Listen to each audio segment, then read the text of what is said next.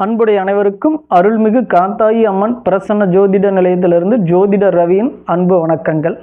நாம் இன்னைக்கு ஏப்ரல் மாத ராசி பலனை பற்றி பார்க்க போகிறோம்.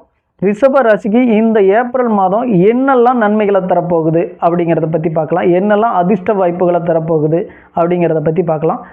ராசிநாதனான சுக்கிரன் 11ல் மீன வீட்டில் உச்சம் அடைஞ்சிருக்கிறார். ஏப்ரல் 24 வரையிலும் மீன வீட்டில் உச்சமாக இருப்பார். ஏப்ரல் 24க்கு பிறகு மேச ராசிக்கு வருவார். அப்போது ராசிநாதன் 11ல் உச்சம் அடைஞ்சிருக்கிறது அருமையான ஒரு நற்பலனை கொடுக்கக்கூடிய காலமாகவே அமைஞ்சிரும் அப்படின்னு சொல்கிற அளவுக்கு இந்த பயிற்சி இருக்குது.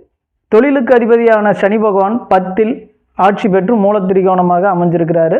அதே போல் விரையாதிபதி 7ஆம் அதிபதி விரையாதிபதின்னு சொல்லக்கூடிய செவ்வாய் பகவானும் 10லேயே இருக்கிறாரு. இது சிறப்பா அப்படின்னு பார்த்தோம்னா இந்த மாதம் தொழிலில் ஓரளவுக்கு லாபத்தை கொடுக்கக்கூடிய காலமாக தான் இது ரிஷபராசிக்கு இருக்கும். அந்த வகையில் இது சிறப்பு தான். 24ஆம் தேதிக்கு பிறகு செவ்வாயும் 11ஆம் இடமான லாபஸ்தானத்துக்கு போகிறாரு. இதுவும் ஒரு வகையில் நல்ல விஷயம்தான். ரிஷபராசிக்கு பெரிய கெடுபலன் இந்த மாதத்தில் இருக்க போகிறதில்ல. 5க்கு அதிபதியான அதாவது குடும்ப அதிபதியும் வளர்ச்சிக்கு அதிபதியுமான புதன் நீச்சம் அடைஞ்சு அங்கே பங்கம் அடைகிறாரு. அதனால் பெரிய அளவில் தனவரவழியும் தடை இருக்க போகிறது இல்லை.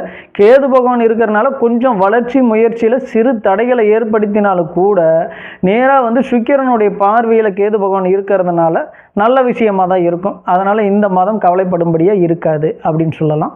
தொழில் எப்படி இருக்கும் ரிஷபராசிக்காரங்களுக்கு அப்படின்னு பார்த்தோம்னா, ராசிநாதன் உச்சம், தொழிலுக்கு அதிபதியான சனி பகவான் ஆட்சி மூலத்திரிகோணம் பெற்று செவ்வாயோடு அமைஞ்சிருக்கார் 10ல். அதனால் செவ்வாயோடு அமர்ந்திருப்பது நல்ல ஒரு யோகத்தை கொடுத்துரும். தொழிலில் பெரிய தடைகளை கொடுக்காது.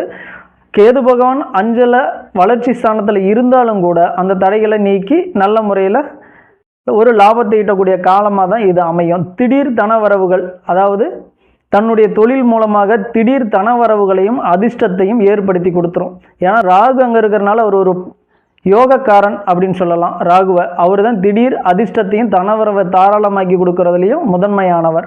அவரோட சுகாதிபதியான சுக்கிரன், சுகபோகத்துக்கு அதிபதியான சுக்கிரனும் உச்சமடைஞ்சிருக்கிறது நல்ல ஒரு வாய்ப்பை கொடுக்கும். தொழிலில் சிறப்பான ஒரு முன்னேற்றத்தை ஏற்படுத்தி கொடுத்துரும் இந்த மாதம் ரிஷபராசிக்காரர்களுக்கு. குடும்ப நிலை எப்படி இருக்கும் ரிஷப ராசியினருக்கு அப்படின்னு பார்த்தோம்னா, குடும்பஸ்தானாதிபதியும் வளர்ச்சிக்கு அதிபதியுமான புதன் 11ல் நீச்சம் அடைஞ்சிருக்கிறாரு. நீச்சம் அடைகிறதோட பங்கமும் அடைஞ்சிருக்கிறார். அப்போ தாராள தனவரவு கண்டிப்பாக இருக்கும். வளர்ச்சியும் ஓரளவுக்கு சிறப்பாகவே அமைஞ்சிரும். தன்னுடைய குடும்பத்திற்காக ஆடம்பர பொருட்கள் வாங்க திட்டமிட்டிருந்தவர்களுக்கு இந்த மாதம் மிகச் சிறப்பான மாதமாக அமையும். வண்டி, வாகனம், மனை, சொத்து இப்படி ஏதாவது திட்டமிட்டு இருந்தீங்கன்னா இந்த மாதம் மிகச் சிறப்பாக இருக்கும். அதுக்கான முயற்சிகளை செய்யுங்க. அது நடக்கக்கூடிய காலகட்டமாகவே அமையும். அந்த வகையில் குடும்பத்திற்கு மிகச் சிறப்பான மாதமாகவே இந்த மாதம் அமையும். மாணவ மாணவிகளுக்கு படிப்பு எப்படி இருக்கும் இந்த மாதம் அப்படின்னு பார்த்தா, இந்த மாதம் ஓரளவுக்கு சிறப்பாகவே இருக்கும். வித்தைக்காரகன் நீச்ச அடைஞ்சிருந்தால் கூட உங்கள் ராசிக்கு அதிபதியான சுக்கிரனுடன் இணைந்திருப்பது மிகச்சிறந்த யோகத்தை கொடுத்துரும். நீச்சம் அடைஞ்சிருந்தாலும் அவர் பங்கம் அடைஞ்சிருக்கிறார். எப்பயுமே மறைந்த புதன் நிறைந்த லாபம் அப்படிங்கிற மாதிரி தான் இருக்கும். பெரிய அளவில் படிப்பை பாதிக்க மாட்டார். கொஞ்சம் முன்முயற்சிகளை எடுத்துக்காங்க. மன குழப்பத்தை கொடுப்பார். ஏன்னா ராகு பகவான் அங்கே இருக்கிறனால கொஞ்சம் மன குழப்பத்தை தான் கொடுப்பாரு. அவர் அங்கேருந்து ரிலீஸ் ஆகி வெளியில் வர வரலும், அதாவது மீனத்திலிருந்து மேசத்திற்கு வர வரலும் கொஞ்சம் படிப்பில் மட்டும் கவனம் செலுத்துறது நல்ல விஷயமா இருக்கும். மாணவ மாணவிகளுக்கு பெரிய கெடுதல் ஒன்றும் இந்த மாதம் கொடுத்துட போகிறதில்ல. மாணவ மாணவிகளுக்கு சிறப்பு தான். உடல்நிலை எப்படி இருக்கும் ரிஷப ராசினருக்கு?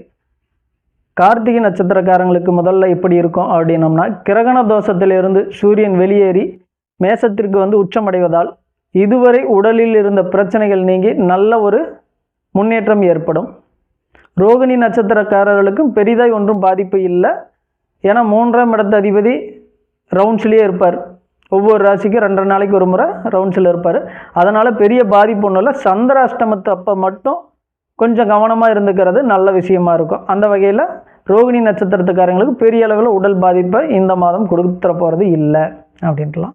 மிருக சீரிஷ நட்சத்திரக்காரர்களுக்கு இந்த மாதம் உடல்நிலை எப்படி இருக்கும் அப்படின்னு பார்த்தோம்னா, 24ஆம் தேதி வரலும் சனி பகவானுடைய பிடியில் இருக்கிறதுனால கொஞ்சம் உடல் சார்ந்த, அதாவது உடல் வலி சார்ந்த பிரச்சனை மட்டும் இருக்கும். பெரிய அளவில் பாதிப்பை கொடுக்காது. கால் வலி, முழங்கால் வலி, மூட்டு வலி இந்த மாதிரி விஷயங்கள் மட்டும்தான் கொஞ்சம் இருக்கும். 24க்கு பிறகு 11ஆம் இடத்துக்கு வந்துடுறார். அதுக்கு பிறகு அந்த பிரச்சனை கூட அவங்களுக்கு இருக்காது. பொதுவாகவே இந்த மாதம் ரிஷப ராசியினருக்கு பெரிய அளவில் பிரச்சனை இல்லை, உடல்நிலையிலும் பிரச்சனை இல்லை, நல்ல முன்னேற்றம் தான் இருக்கும். வெப்ப சம்பந்தப்பட்ட நோய் பொதுவாகவே எல்லா ராசியினருக்கும் இந்த மாதம் வரும். அதனால் அது பெரிய பிரச்சனை இல்லை, அதை மட்டும் கொஞ்சம் கணக்கில் எடுத்து பார்த்துக்காங்க. மீண்டும் அடுத்த காணொளியில் உங்களை சந்திக்கும் வரை நன்றி கூறி விடைபெறுகிறேன். நன்றி, வணக்கம்.